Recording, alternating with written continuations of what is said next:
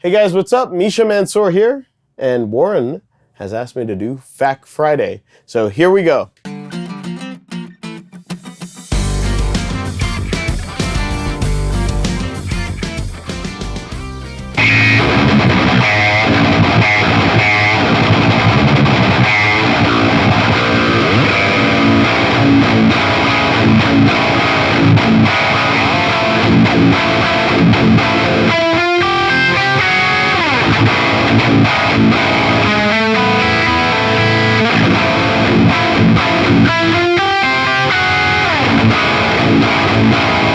Well, I know that Warren likes to do the guitar of the day, and as it happens, my guitar of the day is my guitar. This is my signature guitar. It's my USA Jackson Juggernaut. This is the HT6, and this one is in Laguna Blue, which means that we get these bare knuckle Juggernaut pickups. If you get a solid color of this guitar, you get the Ragnaroks. Both of them are my signature bare knuckle pickups, but these are the Juggernauts, which I would say they're more of a surgical tool. They're very precise. They are very, very versatile. They're designed to be very dynamic as well. So if you have if you pick hard, like I do, then you'll find these very satisfying because you can use your right hand as a volume control. And then on this guitar, although I'm on the wrong tone to demonstrate this, obviously you get that sort of tone there, but you can get split inner coils by putting in the second position. Or split outer coils on the fourth position.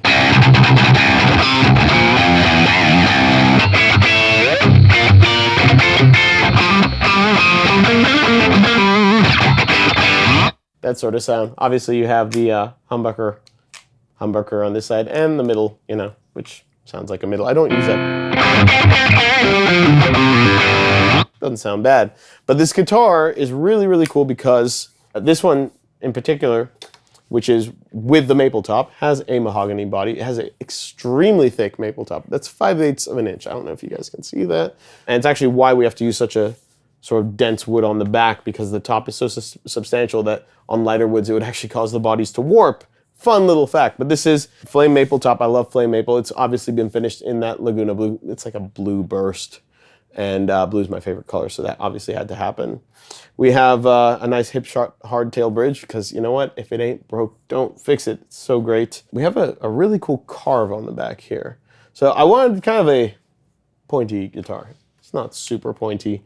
I wanted to have the upper fret access without really messing with the shape of the front. Sometimes you'll see like these horns sort of cut out weird or look whatever. I wanted that to look really, really sort of normal, super stratty, and then have all the access on the back. So this is carved out quite a bit so that if your hand's all the way out here, you're going for this upper fret access, of which you have plenty, you're unimpeded. We also have what I think should be on every guitar ever. The truss rod adjustment is right there. It's a very practical, utilitarian thing. Speaking of that, we also have lumen lace side dots here. So our markers here glow in the dark. Very, very handy during shows. Saved my life many times. We also have stainless steel frets. We have 24 stainless steel extra jumbo frets. And we have, the neck here is roasted maple. So it's extra, extra smooth. And the fretboard is roasted flame maple, because why not? It looks so beautiful. I don't know if you can see it in the light. Sometimes it catches the light just perfectly. Again, B-roll will save us here. Got matching headstock as well, which is matching the burst because it's beautiful. And we have hip shot locking tuners right here. So sort of hip shot end to end. And these work very well for tuning stability. I do pick hard, as I mentioned.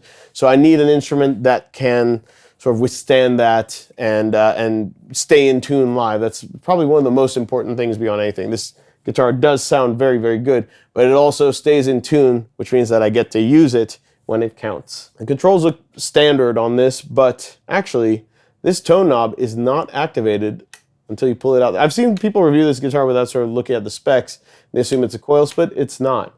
All this is doing by lifting it is activating the tone circuit in whatever position you leave it. And you'd be like, well, why not just lift it and put it all the way up? Because with it out in its standard position, because I don't really mess with the tone knob that much, it's actually slightly brighter, which I like. More brighter equals more better. That's Albert Einstein. Don't argue with him.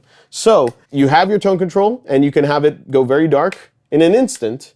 if you so choose. And I think that basically covers it. We've got a nice heel. I'm a big fan of bolt-on construction.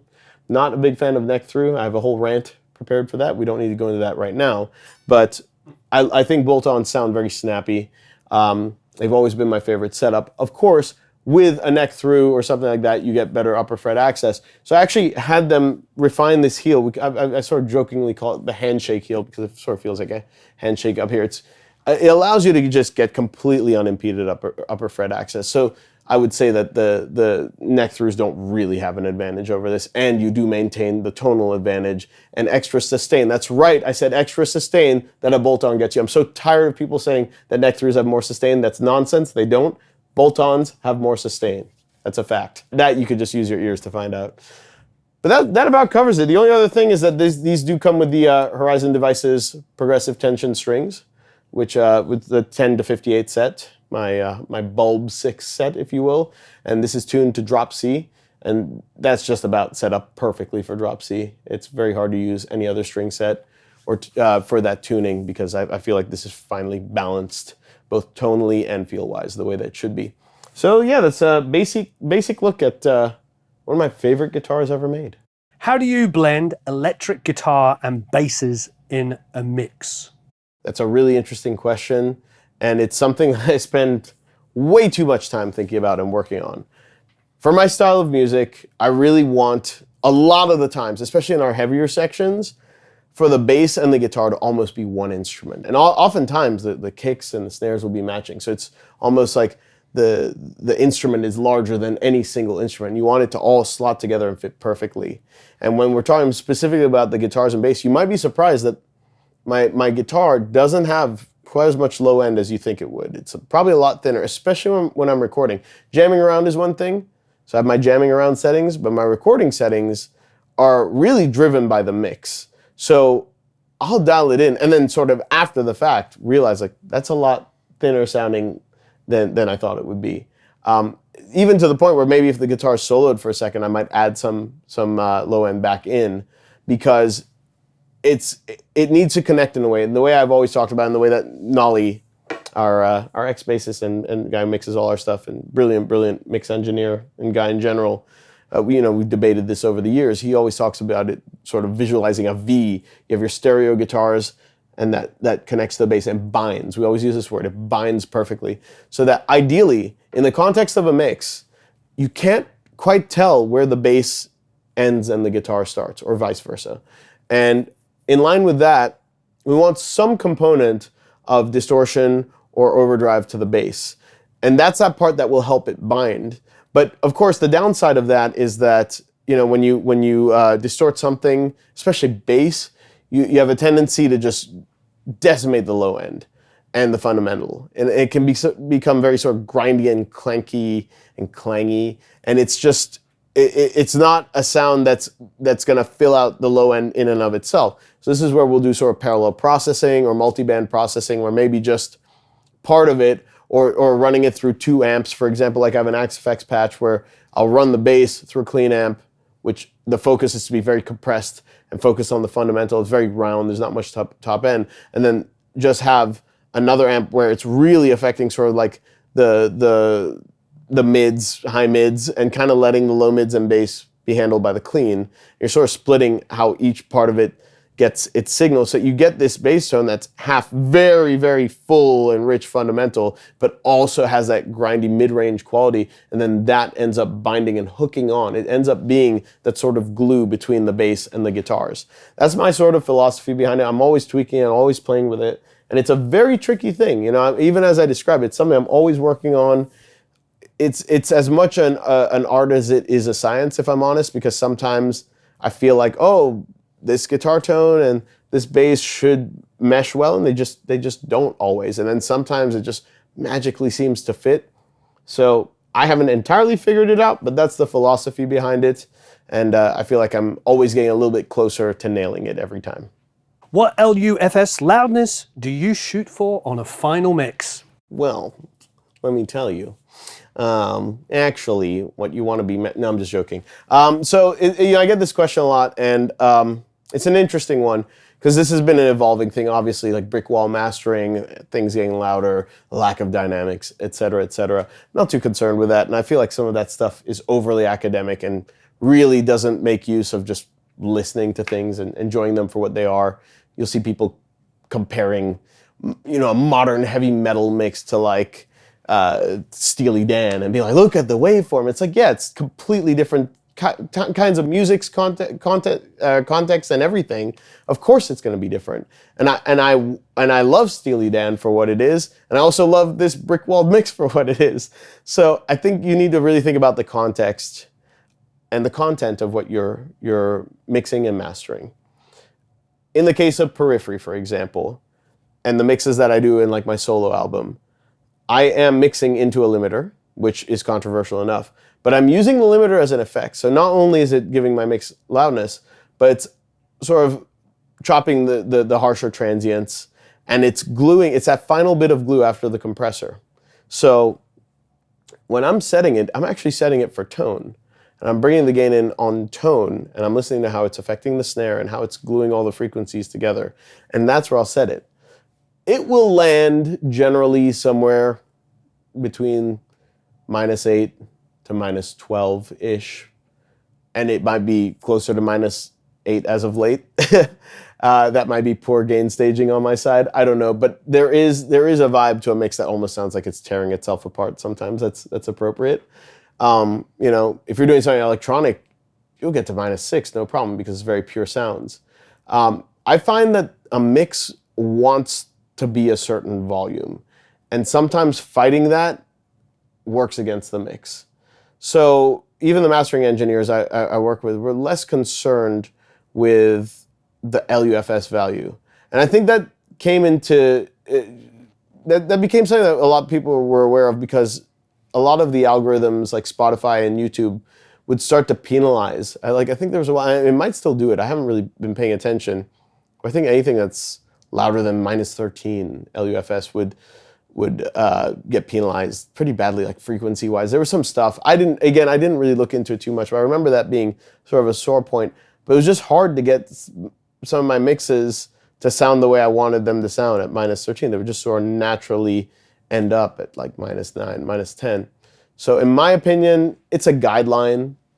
If I see that a mix is like really approaching -7, it's like, oh, we're clipping. I've probably just been in front of my speakers too much to realize that this mix is really in a bad place.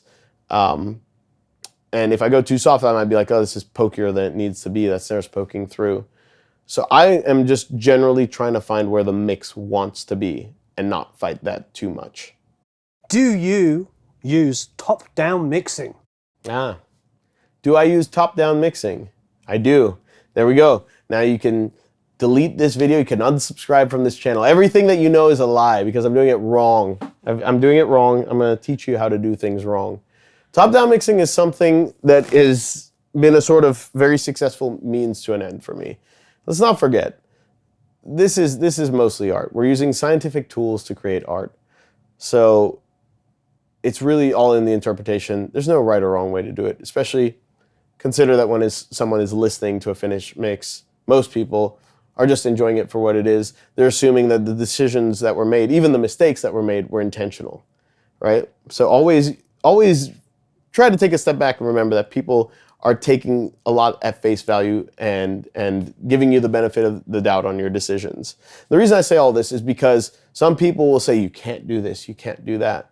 Well, I really like top-down mixing because it allows me to get my snare to sit a certain way in the mix. It allows me to get a certain power out of a snare and a more natural snare without having to resort to one-shot samples or things that sound a bit more fake.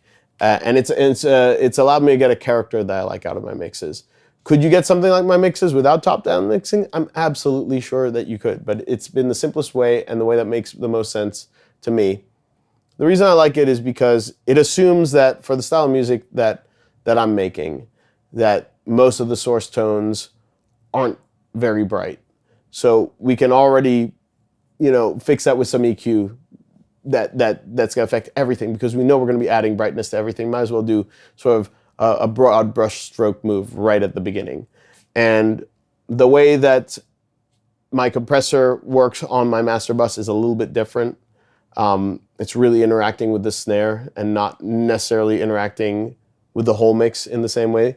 And it allows you to use compression as a strategic tool. And the glue it adds is a little bit different.